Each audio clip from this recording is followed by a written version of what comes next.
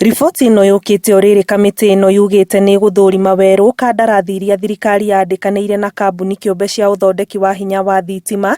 Mũikarĩri gĩtĩ wa kamĩtĩ ĩno Vincent Musyoka akiuga ikinya rĩrĩa rĩgũteithĩrĩria bũrũri harĩ kũgũithia thogora wa thitima nĩ kweheria thogora ũrĩa ũrokĩra kambuni-inĩ ici kĩũmbe. Something that we want to unveil as a committee and to understand what are these interests that have caused us to retain expensive power producers in the system who continue to fleece Kenyans. Then you realize that most of the times we have idle power, which is very cheap power at Kengen, which we had an opportunity to visit yesterday.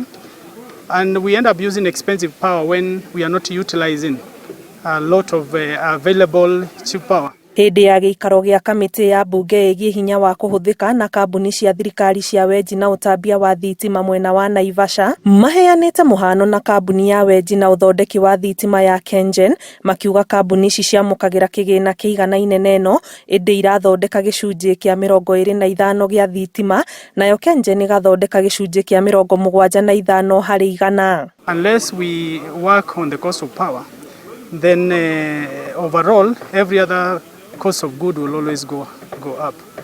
And something that we want to unveil as a committee and to understand what are these interests that have caused us to retain expensive power producers in the system.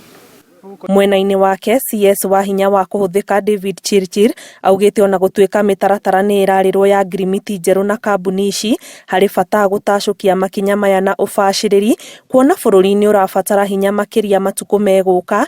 Rĩrĩ nake mwandĩki mũkaru ministry-inĩ ĩno Alex Kamau augĩte ũthondeki wa hinya kũhĩtũkĩra maĩ ndũcokereirie kumana na kĩmera kĩa riũa ihiũ kĩrĩa kĩracũngĩrĩire wagi wa maĩ na kũmagara kwa njũĩ.